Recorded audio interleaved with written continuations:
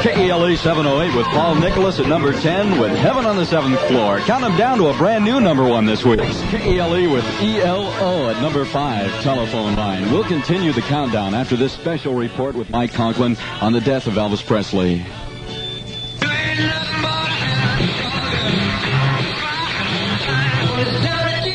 Elvis Presley, the king of rock and roll, is dead.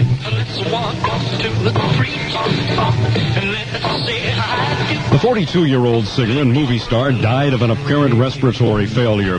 He was found by his road managers stricken early this afternoon in his Memphis mansion. Police say he may have OD'd, though. The resuscitation team began working with Mr. Presley and continued their efforts until approximately 3:30 p.m., at which time Mr. Presley's personal physician, Dr. George C. Nikopoulos, discontinued efforts. Dr. Nikopoulos indicated that a heart attack was a possible cause of death, but this could not be known for sure until a post-mortem examination is completed. Elvis the Pelvis became a legend before he reached his 25th birthday. His long-playing records were the fastest-selling albums in history.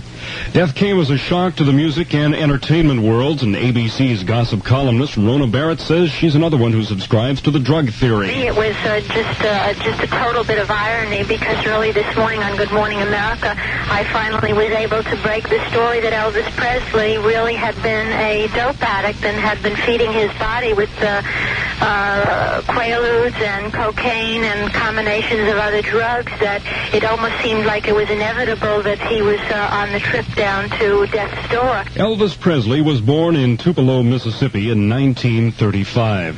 His father bought him a cheap guitar at a young age, and that git fiddle immediately became his favorite toy. He'd sit next to the radio for hours at a time and try and pick along with the tunes.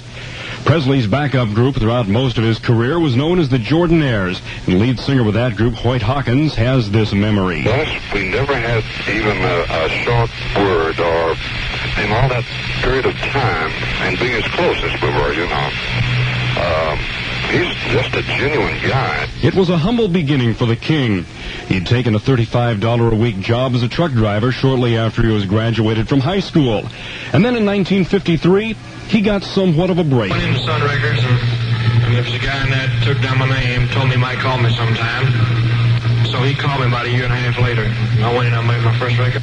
That was the shrewd promoter, Colonel Thomas Parker. He began the tours, which led Elvis to gold records, movies, and ultimately Las Vegas.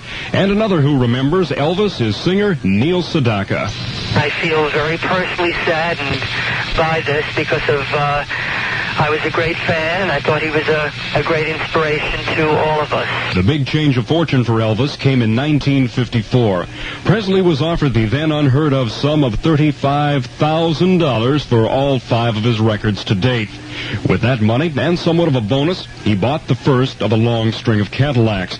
Those Cadillacs were painted white, pink, blue, canary yellow, and gold. His house in Memphis and a Grecian palace he purchased in Bel Air creaked with pinball machines, pool tables, and jukeboxes. In 1967, he married Priscilla Ann Beaulieu. The next year, they had a daughter. The two then separated in 1972. Elvis holds the distinction of having a hit record every one of his 23 years of entertaining.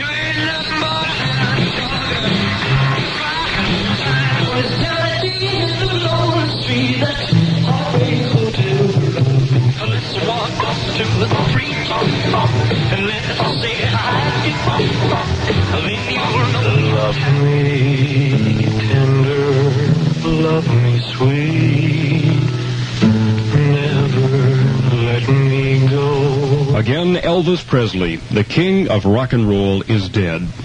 I'm Mike Conklin, 960 News and Information.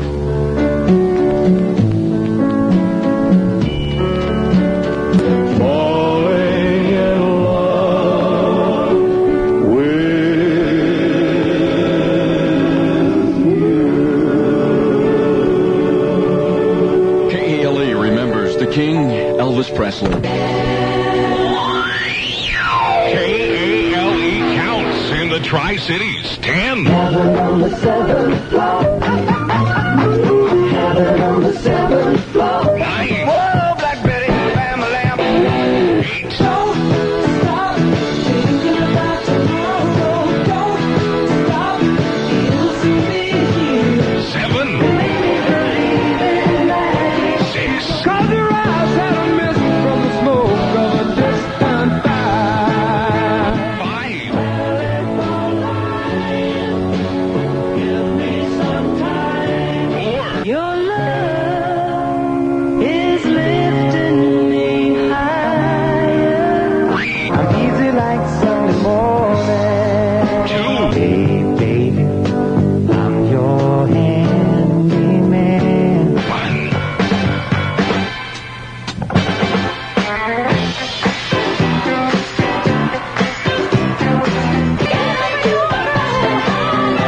KALE with the Emotions and a brand new #1 song for the Tri-Cities, Best of My Love. We'll do it all again next Tuesday night at 7. Douse arson.